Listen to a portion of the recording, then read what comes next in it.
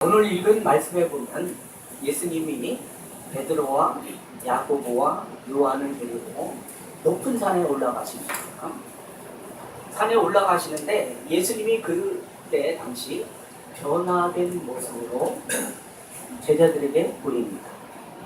그동안 제자들은 예수님은 우리의 구원주다 이렇게 하면서 따라다녔습니다. 그리고 하나님의 종이라는 그런 어떤 그 관계 속에서 이 제자들은 따라다녔습니다. 그러나 그 환경에서는 예수님이 변형된 모습으로 맞게 되는 겁니다. 엄청난 사건이죠. 그 사건이 얼마나 좋았는지 베드로가 그렇게 말하잖아요. 자, 그러면 몇 절입니까? 이거 17장 1절 그러면 4절입니다. 4절 같이 읽어봅니다. 시작.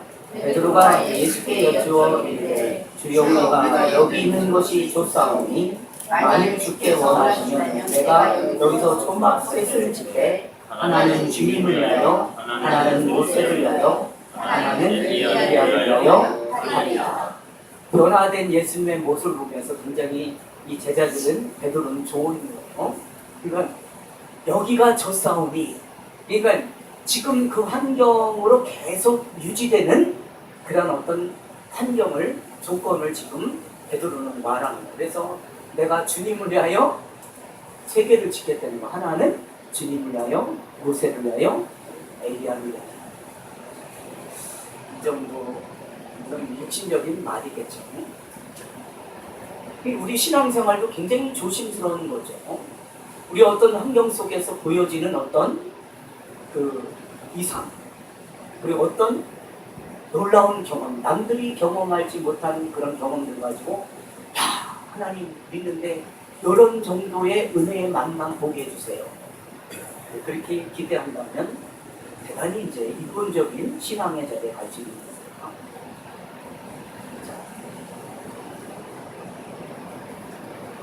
그래서 예수님이 그 영광의 자리에 있을 때에 이 베드로는 그런 고백을 하게 됩니다.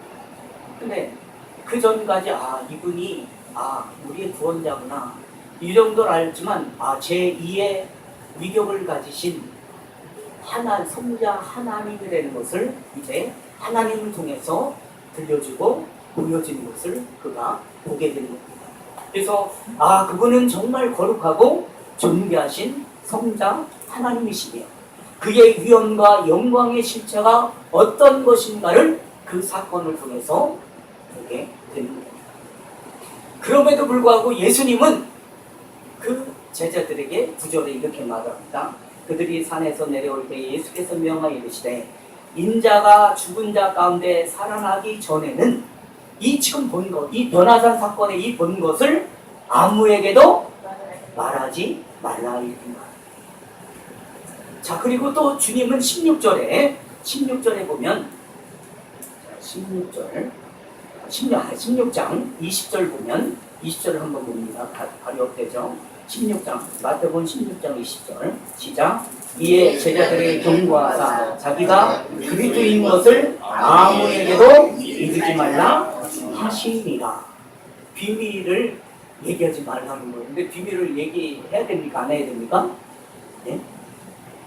우리가 그리스도의 비밀을 우리가 말해야 됩니까? 말하지 말아야 됩니까? 말을 해야 됩니다.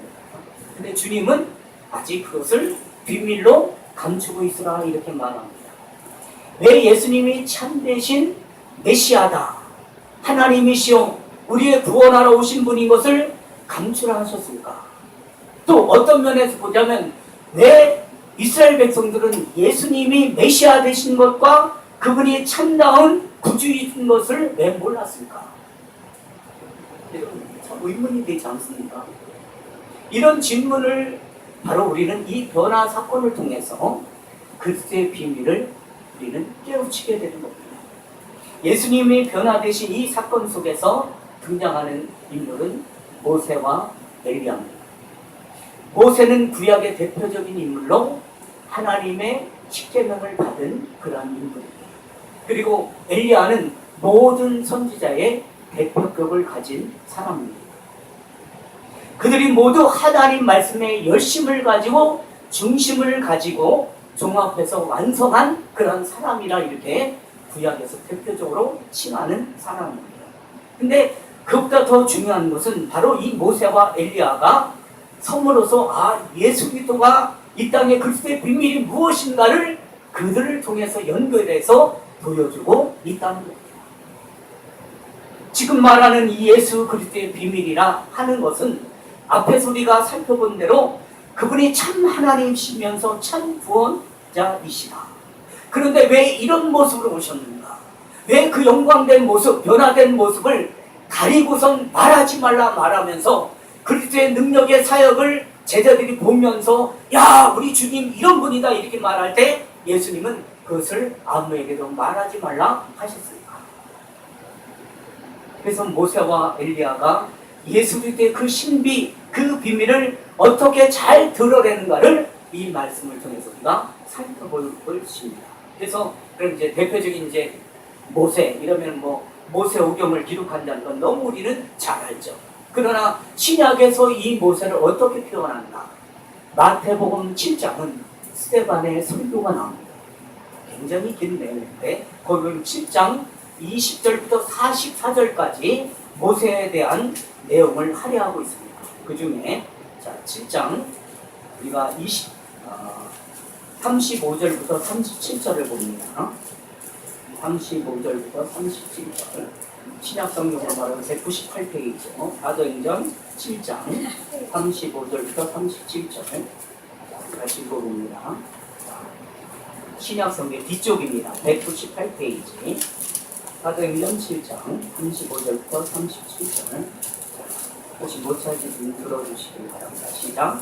그들의 말이 누가 너를 관리와 재판으로 세웠느냐 하며 거절하던 그 모세를 하나님은 가시떨기 가운데서 보이던 천사의 손으로 관리와 순명하는 자로서 보내셨으니 이 사람이 백성을 인도하여 나오게 하고 애굽과 홍해와 강해에서 40년간 기사와 표적을 행하였느니라.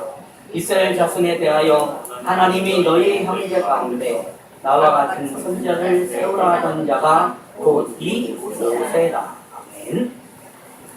자, 모세가 여기에 등장하는 이유, 엘리야가 등장하는 이유는 이제 잠시 후에 이제 살펴보지만 모세가 등장하는 배경이 이렇습니다.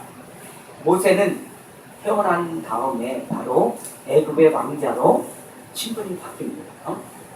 그는 자라가면서 이제 아는 거예요. 내가 누구인가? 나는 유대인이구나. 자라면서 내 동족을 잘 보살필 마음을 그가 가지게 됩니다. 이제 이 사도행전을 읽어보면 그런 내용이 나옵니다. 그리고 그런 마음을 가지고 있는데 어느 날 밖에 나가보니까 애굽 군인이 사람이 노예인 우리 동족을 핍박하는 걸 보게 됩니다. 모세가 화가 나서 그 애굽인 병사를 쳐 죽입니다. 쉽게 말하면 모세가 애굽인 병사를 죽인다는 말이 됩니까? 안 됩니까? 말이 안 되는 거예요. 왜?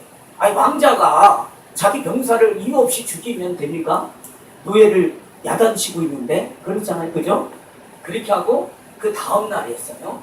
그 다음 날 또 이제 왕자로서 서성거리고 있는데 자기 종족끼리 이제 싸우는 거예요. 이스라엘 사람들이 싸우는.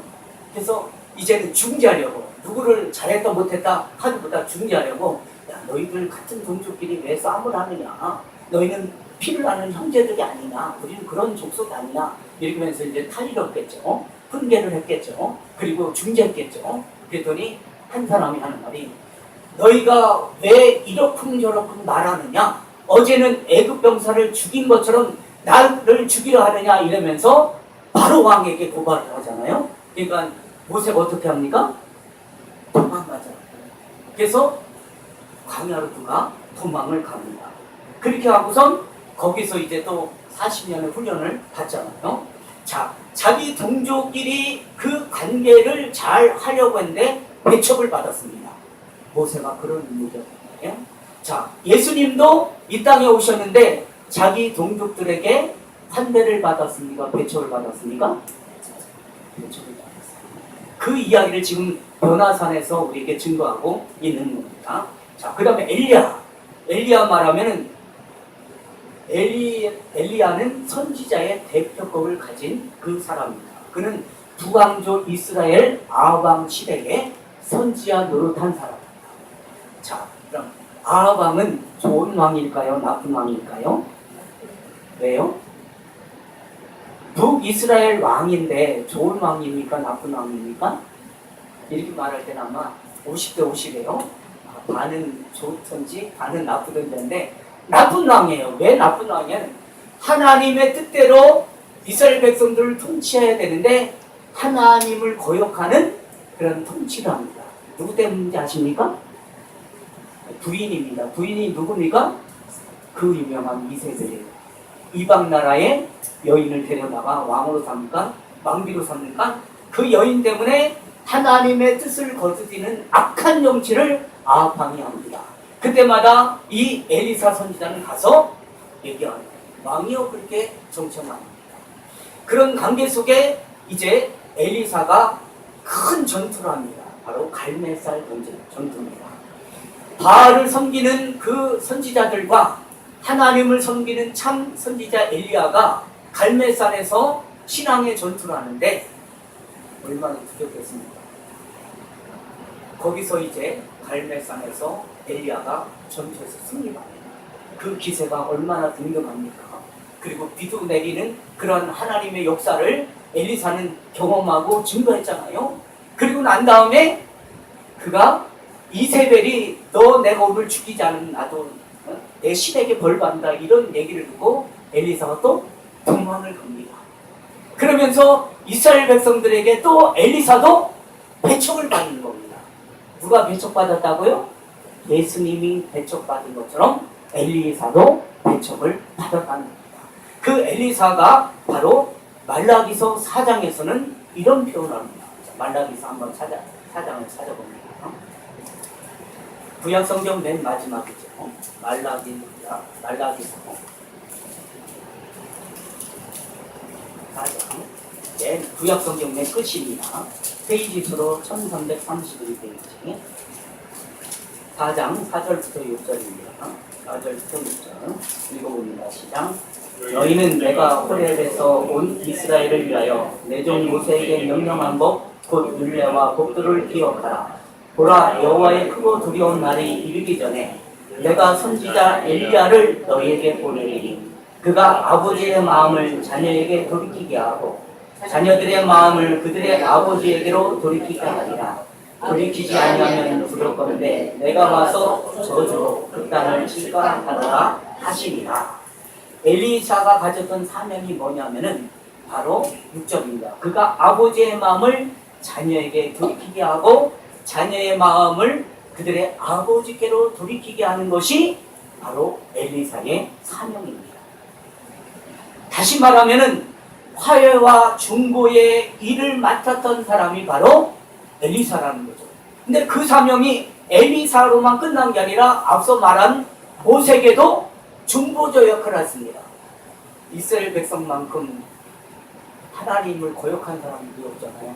오직 하나님이 모세에게 모세야, 내가 이 백성을 다 쓸어버리고 내가 너에게 새 백성을 만들어주겠다 이렇게 말합니다. 그럴 때 모세가 어떻게 합니까? 저 같으면 어떻게 했다고 그랬겠어요? 예, 하나님 감사합니다 이렇게 했을 텐데 모세는 그렇게 하지 않고 하나님 그렇게 하시면 나부터 이 생명의 책에서 이름을 삭제해 주세요. 그게 뭡니까? 중보자 역할을 했다는 거죠. 모세도 중보자요 엘리사도 중보자였다면 우리의 죄를 구원하시는 중보자인 예수님이 오셨는데 이스라엘 백성들이나 우리는 아니겠죠. 그러나 그 시대나 지금도 이 예수님을 배척하고 있지 않은가. 변화산에서 이 사건은 우리에게 그런 교훈을 주고 있는 겁니다. 하나님의 종으로 화해와 구원과 용서를 위해 보냄받았는데 예수님도 그렇지만 이미 앞섰던 구약의 선지자나 하나님의 종도도 배척을 당했다는 겁니다. 여러분 예수 잘 믿으면 배척 당할 수 있습니다. 남편에게 또 아내에게 형제에게 부모에게 친척에게 또 친구들에게 배척을 이래저래 많은 배척을 받을 수 있습니다. 자, 그럼 배척한 이유가 뭔가 도대체? 예수님이 그렇게 우리의 구원자로 오셨는데 배척한 이유가 무엇인가? 또 찾아봐야 되겠죠. 이사야 53장. 이사야 50장. 앞으로 넘어갑니다. 구약 성경입니다. 이사야 53장. 1033페이지입니다. 이건 다 성경을 찾아보시기 바랍니다. 이사야 53장 1033페이지 페이지 수로 찾아주세요. 1033페이지 찾아보시기 바랍니다. 1033페이지 이사야 53장 배척한 이유를 우리가 알아야 되기 때문에 이사야 53장 1033페이지 53장 1절부터 3절입니다. 같이 읽습니다. 시작. 우리가 전하는 것을 누가 믿었느냐? 여호와의 팔이 누구에게 나타나느냐? 그는 주 앞에서 자라나기를 연한 승 같고 마른 땅에서 나온 뿌리 같아서 고운 모양도 없고 품체도 없은즉 우리가 보기에 흠모할 만한 아름다운 것이 없도다. 그는 멸시를 받아 사람들에게 버림받았으며 간고를 많이 겪었으며 질고를 아는 자라. 마치 사람들이 그에게 얼굴을 가리는 것 같이 멸시를 당하였고 우리도 그를 귀히 여기지 아니하였도다. 아멘. 자, 여기서 우리가 예수님이 배척한 이유를 찾는다면 어떤 단어겠습니까? 네, 여러 가지가 있겠지만 자, 시간상 이렇게 흠모할 만한 것이 예수님께는 없다 이렇게 말합니다. 왜냐면 그때 당시 이스라엘 백성들은 우리를 구원하러 오신 예수님은 어떤 예수님이 오시기를 기대했습니까? 정치의 군대 장으로 누구처럼? 구약의 다윗처럼 기대했습니다. 화염검을 가지고 총은 아니죠. 칼과 방패를 가지고 호령하는 그런 어떤 역사적인 다윗과 같은 그런 메시아를 기다립니다. 왜요? 그들이 그때 당시 로마의 속국이었습니다.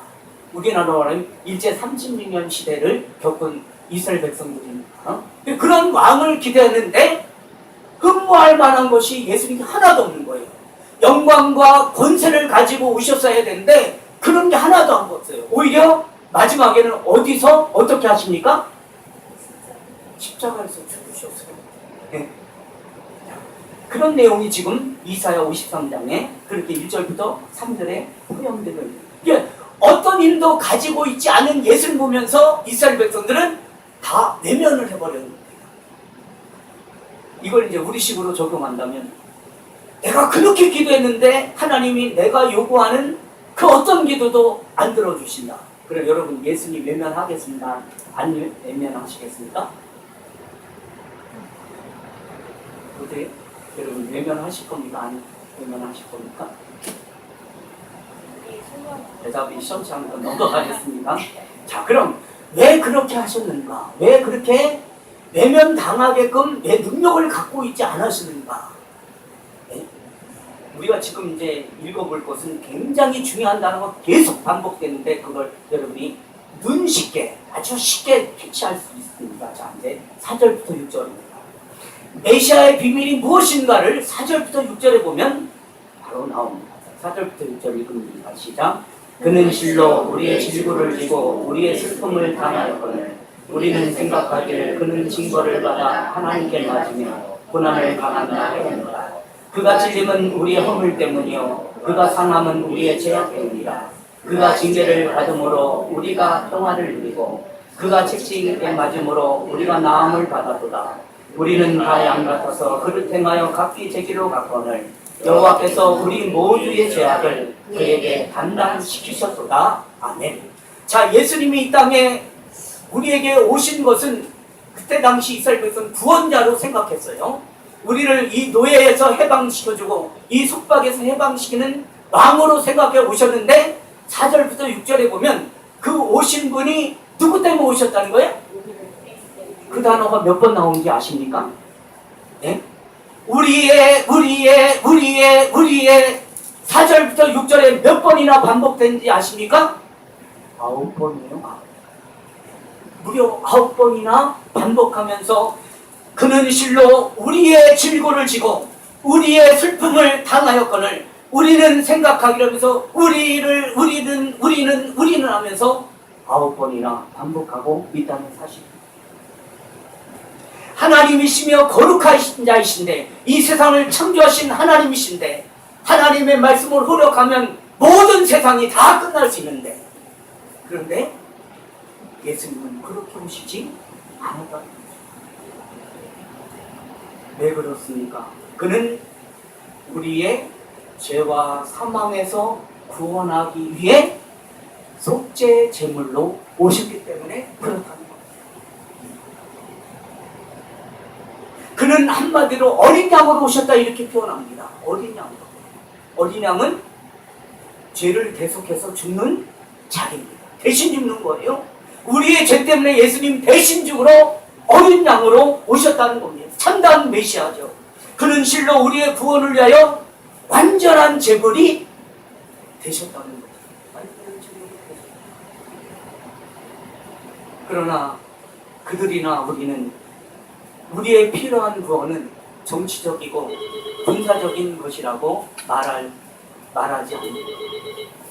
우리 식으로 말하면 내가 주님을 잘 믿는 것, 내가 하나님을 잘 믿는 것, 내가 이 땅에 하나님 이름 잘 거둬서 복이나 받고 세상에서 풍조와 화려한 어떤 풍요로움을 내가 받고 누리며 사는 것이 아닌가, 이런 생각에 빠져 있는 거나 별반 다르지 않을 겁니다. 이것은 예수 믿는 우리에 대한 오해인 거죠. 우리는 예수님 너무 오해하고 있는 거죠. 우리를 위하여 죄의 문제를 해결해 주게 오신 예수님을 우리는 세상에서 먹고 사는 문제를 해결해 달라고 믿고 있지 않는가. 어느 시대나 이 마음은 아마 누구나 다 동일한 마음을 갖지 않을까. 저도 오늘 저와 여러분은 탈피한 줄 믿습니다. 벗어난 줄 믿습니다. 우리는 예수 믿는 것 얼마나 어려운가 우리는 경험하고 있잖아요. 왜냐하면 예수님이 우리의 죄를 사하기 위해 오셨다는 것을 이해하는 것은 인간으로서 도저히 이해할 수가 없는 것 아닙니다. 우리가 이해해서 이게 믿어지는 겁니까? 아니죠. 이해는 안 되면 그냥 믿는 거다. 그 말은 대단히 참 어떻게 보면 조심스럽지만 참 대단한 거죠. 이해는, 여러분 우리가 이해돼서 이 창세기 1장 1절을 이해됩니까? 이해되는 사람 아무도 없어요, 이 세상에. 왜? 우린 죄성을 가진 그런 인간적인 욕망을 가진 사람이기 때문에, 죄로 억눌린 사람이기 때문에 우리는 하나님 말씀을 이해할 수 있는 사람 아무도 없어요. 아무도 없단 말이에요. 영적인 문제에 대해서 인간은 깜깜합니다. 어둡습니다. 그래서 빛을 보도 이게 빛이라고 느껴지지 않는 것이 요한복음의 내용 아닙니까? 감각도 없고 이해도 할 수 없습니다. 믿고 나서 자꾸 하나님 쪽을 향하여 내 마음이 바뀌어야 되는데 자꾸 자연적인 발상으로 내 마음이 바뀌는 거예요. 야, 우리 종교가 하나님이신데, 내가 믿는 분 하나님, 이 세상을 창조하신 분인데, 아니 그래도 저 이방인보다 내가 더 잘 살아야지. 가장 예수 믿는 우리의 오해 복음, 오해한 되는 자리입니다. 오해의 자리입니다.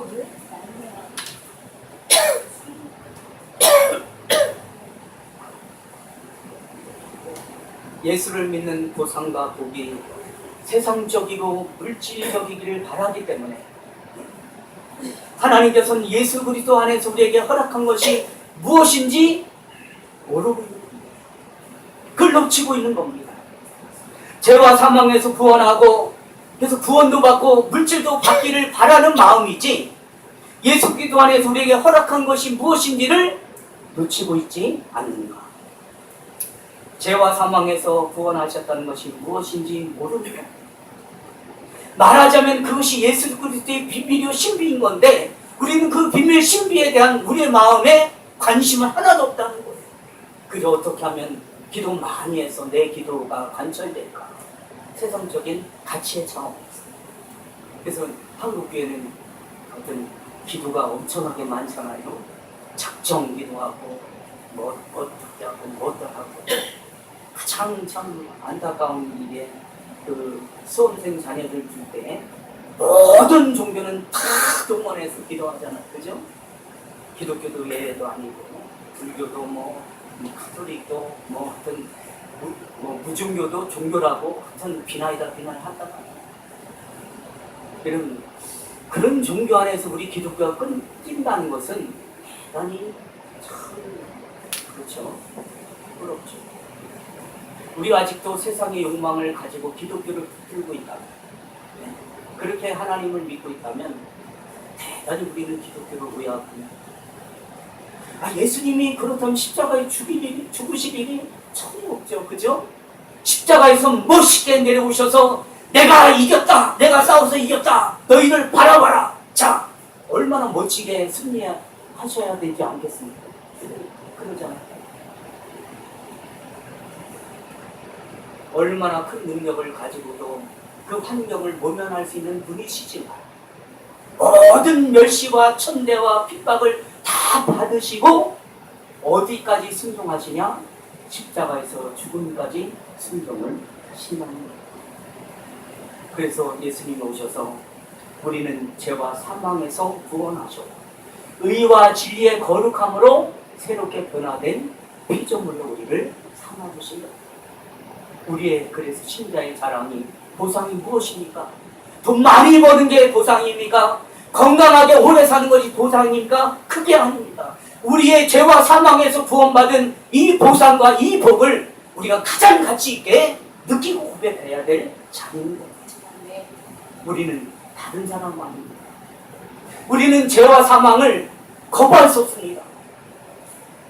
거부할 수 있습니다. 그러나 세상 사람들은 거부할 수 없어요. 왜? 그들은 죽으면 끝이기 때문에. 우리는 죄를 거부할 수 있잖아요. 왜? 사대칭의 새 생명거든 새로운 피조물이니까. 우리는 거룩함을 선택할 수 있습니다. 그 연습을 계속 해야 되겠죠. 이게 신자된 우리의 보상입니다. 이 문제를 당시 유대인들이 오해한 것이고 오늘날 예수 믿는 현대인을 줬다고 우리는 항상 이 시험에 빠지게 되는 겁니다. 인간의 자랑이 무엇입니까? 구원을 얻은 인간의 참다한 영광이 무엇입니까? 예수 이름 많이 불러서 좋은 집에 사는 것이 영광입니까? 좋은 직장 가는 것이 영광입니까? 남들보다 돈이 많은 것이 영광입니까? 그걸 성경에서 영광이란 말하지 않고 우리가 예수 믿고 영광은 바로 내가 거룩한 백성이 되는 거예요. 내가 거룩하니 너희도 거룩하라. 흠없는 하나님의 자녀로 거듭난 그 은혜의 자리에 서는 것이 우리의 영광이 되어지는 겁니다. 이것을 우리가 자랑으로 삼고 있습니다. 하나님의 형상으로 빚어진 인간의 가치를 세상에서도 인간 됨됨이를 가지고 따지잖아요. 그래도 뭐니 해도 예수 잘 믿으면 잘 믿는 사람은 복 받아. 예. 틀린 말은 아니지만 맞는 말도 아니잖아요. 이렇게 말합니다. 힘에 굴복하는 있어도 그래도 겉으로는 굴복하지만 마음속으로는 사람이 사람을 평가하는 데는 맨 처음 드러나는 것은 뭐예요? 세상 가치입니다. 이 세상 가치는 세상적으로도 다 높여주지만 기독교 안에서도 어느덧 그 물결이 들어와서 세상 가치를 가지면 종교성으로 있는 믿음의 사람으로 포장한단 말이에요. 여러분 11조 많이 낸다고 그 사람 믿음 좋다라고 말하면 안 됩니다. 헌신 많이 하고 봉사 많이 하고 남들보다 더 의를 많이 한다고 그 사람이 종교심이 많아 믿음이 있다라고 말한다면 착각일 수 있는 겁니다. 여러분 내가 성격과 인품이 하나님을 닮아가 예수 그리스도를 닮아가는 그 어려운 자리를 외면하고 종교적인 어떤 틀을 가지고 내가 이런 사람이 말하는 건 그게 더 쉬울 수 있는 겁니다. 더 쉬울 수 있는 겁니다. 오히려 내가 열심히 내는 것이 더 쉬울 수 있지 인격과 성품이 예수를 닮아가는 그 충만한 은혜의 자리에 서는 거는 얼마나 어려운지 모르는 거예요. 그래서 그걸 내가 닮아가야 됩니다. 우리는 얼마나 죄에 물들어 있는지 모릅니다. 죄가 우리에게 어떻게 속해 있는가? 우리는 항상 이런 반응을 받잖아요. 이런 얘기를 해요. 그래도 행복은 세상에 있다. 그래서 행복은 세상에 있다라고 늘 얘기하잖아요. 교회 안에서 그런 이야기들이 종종 우리에게 들릴 거예요. 맞아. 나도 동요되고 있지 않습니다. 거룩함에 있지 않고 비록 더럽고 치사하지만 남의 것을 빼앗는 승리를 맛보는 것이 신자인 것처럼 오늘날 그런 시대에 나도 노출해서 살고 있지 않는가. 이것이 주님. 그러나 우리가 구원을 얻고 보니까 그렇습니까? 그렇지 않잖아요. 인간의 행복과 인간의 영광은 거룩함에 있는 겁니다. 거룩함. 그 거룩함은 돈으로 사는 게 아니잖아요. 내가 만들어서 노력해서 얻는 것이 아니잖아요. 예수 그리스도를 통하여 구원받고 은혜의 자리에 서기 때문에 어느덧 내가 거룩한 하나님의 사람이구나 이렇게 고백하게 되는 거죠. 그 연습을 계속 따라가야 되는 겁니다. 예수 믿는다고 고백하는 모든 자들은 이 복을 받은 자들입니다. 그런데 이 복의 가치를 모르면 금방 누구처럼 돌아갑니까? 마태복음 16장은 베드로처럼 돌아가게 되는 겁니다. 베드로의 참된 고백이 뭡니까? 주는 그리스도시요 살아계신 하나님의 아들이십니다. 이 고백을 하고 예수님께 요구하는 게 뭡니까? 예수님 십자가 지면 안 됩니다. 왜요? 예수님이 십자가에 죽으시면 내가 기대했던 왕에 대한 나의 그 직분이 사그라지는가? 네? 예수님이 유대의 왕으로 오시면 왕이니까 베드로는 일등공신하네요. 그럼 우리나라 말하면 무슨 자리 꽤 찰 수 있는 겁니까? 국무총리 정도는 하겠죠. 근데 내가 국무총리를 하려고 예수님 졸졸졸 달달하다니고 있는데 예수님 십자가에서 죽으신다 그러니까 베드로가 어떻게 해요? 마가복음 우리가 공부할 때 영상으로 공부할 때 기억나시죠? 예수님을 항변하여 역사를 잡고 당신 그러면 되겠어? 그게 인간의 본성이다. 예수님 십자가에서 우리를 위하여 제 문제를 위해서 죽지 말고 내 명예의 문제, 내 권세의 문제, 내 행복의 문제 해달라고 십자가를 부린다고 합니다.